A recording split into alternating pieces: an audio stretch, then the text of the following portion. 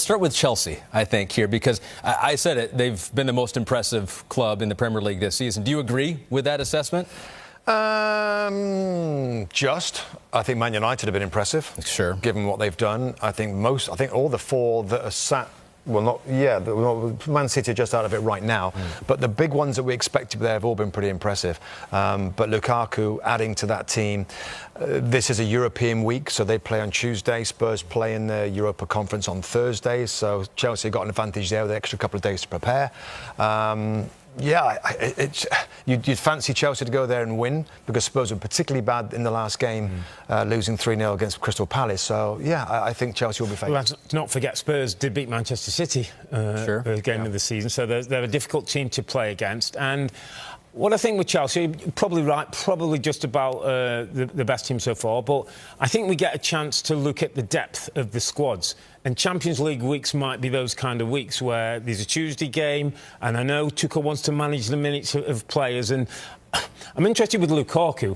Like, is he going to play all the Premier League games and all those Champions League weekends as well, or is there a time when maybe Werner's going to play and they get a chance to rest Lukaku? It's a long season, and if they're going to be competitive in all the competitions, I think the depth of that Chelsea squad is going to be really important. Yeah, and Spurs, for their part, they're going to play others in the European competition, I would think. You know, I can't imagine they're going to play all their star players. I think they go to France to play on Thursday. Are they going to take it that kind of seriously? Yeah. Maybe they are, and Nuno is a type that maybe would do, but I just think they're going to have more of their first team players ready to play than Chelsea would. I think, though, Rob, with this year, with the four big teams we're talking about, and maybe some others who can join them, but the four big teams who all probably believes they can win the title, there's not much wiggle room at the top for losing too many games.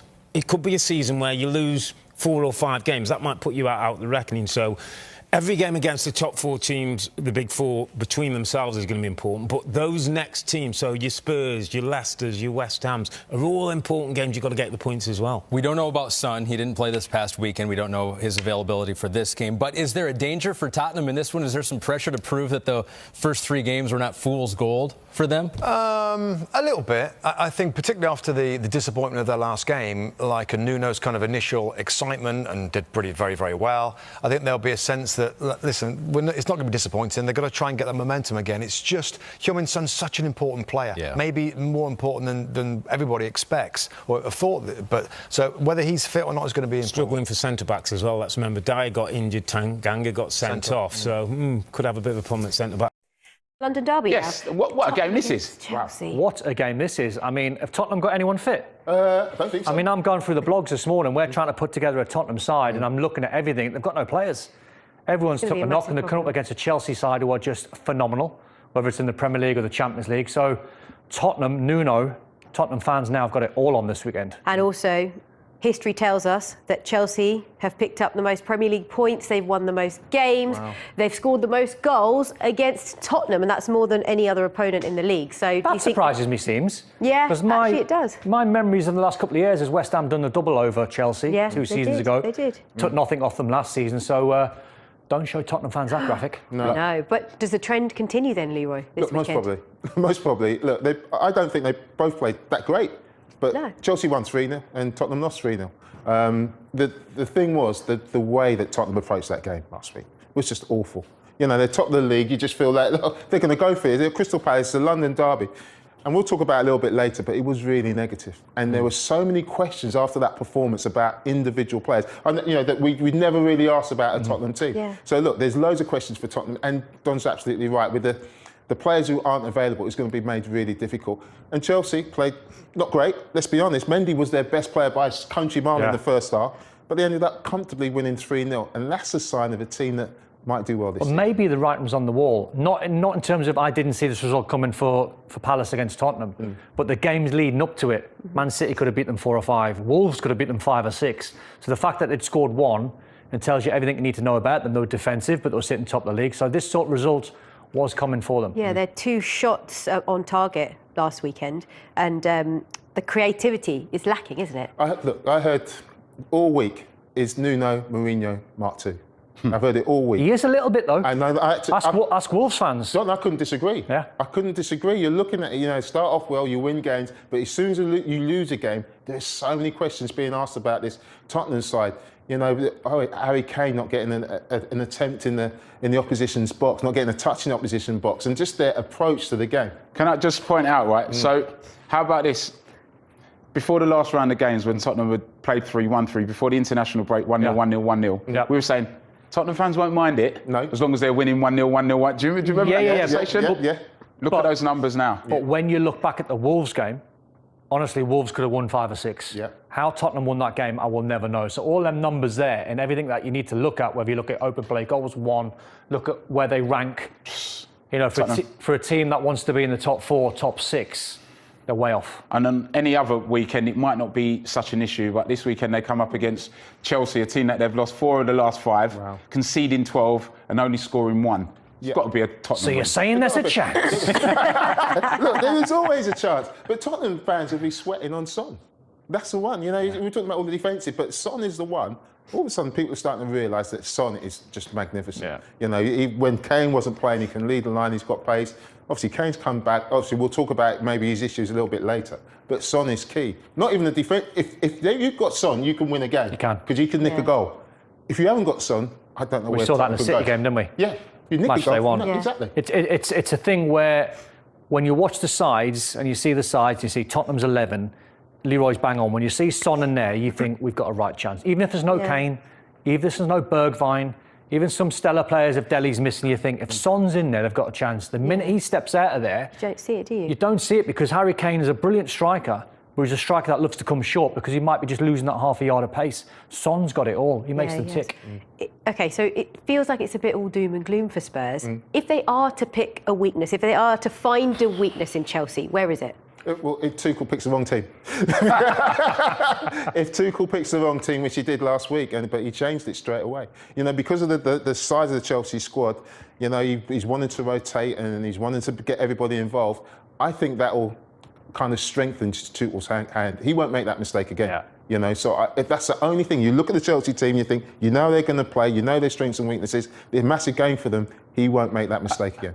I mean, Don, maybe fairly unfairly, you'll tell me, I'm sure you will. I'm going to sort of put Nuno and Thomas Tuchel both under the file called pragmatic. Yeah. Okay, is that fair? That is fair. Okay, so why do we expect Chelsea to play a certain way and get a result when we don't expect that from Because of the players that he's got to work with. Okay. So when you look right from the back, you go, well, what does he pride himself on, Thomas Tuchel? Clean sheets. Mendy's been on fire since Thomas Tuchel's been there. He was under Frank. The back 3 are very solid. He has wing backs at his disposal who you can choose from, different types. Then he's got midfield players like Kante that can screen. Kovacic is really underrated. So you've got Jorginho and Saul, who didn't have a good debut, but everyone's been there. Thiago Silva can vouch for that against West Brom. Then you start going forward and you think of Hakim Ziyech, you think of Kai Havertz, you think Timo Werner, you think Lukaku. So if they can play the type of game Chelsea where when they come up against a Liverpool side, for example, 11v10, doesn't matter to Chelsea because they've got an elite manager who's coached them and schooled them into saying, we're away at Anfield, 11v10, be confident, pragmatic, be dogged, show fight, show character, and we can get results. And the players believe this. Exactly, and they had a chance. Lukaku had a chance. But what they've got in Lukaku is, Sima talked about the lack of chances for Tottenham. I think Harry Kane didn't have a shot, or might have had 1 or 2 sort of efforts from long distance. They've got a striker in Lukaku that only had 2 shots against Villa last week. He scored them both. So he's in a rich vein of form where I don't see it happening, but if Tottenham dominate the ball and put Chelsea massively under pressure, Chelsea fans will watch this and they'll think, we've got Lukaku, and we've got clean sheets, and we've got goalkeepers, and all the players that I've just mentioned. These are the elite side in the Premier League. Might not be the best, but they're going to be in the race for who wins it. This team, and you were asking for weaknesses, I don't see many. No. And actually, they've just come off the back of a win in the Champions League as well, not to forget, isn't it? But actually, they share the goals around as well. In like 15 away games, there have been 13 different goal scorers. So, the goals don't just come from Lukaku. They're not just reliant on him like perhaps Tottenham are on Harry Kane. It's like a game of whack-a-mole, isn't it? You get one down. Absolutely. that game in the Champions League was really important because Lukaku's 1 goal got them the win. And that's what great goal scorers do. Their goals get you 3 points, and he's done that. in terms of the Chelsea side and the kind of the way that they spread the goals around, but I just look at their performances and look at Kovacic. All of a sudden, I'm saying that Kovacic has had an assist.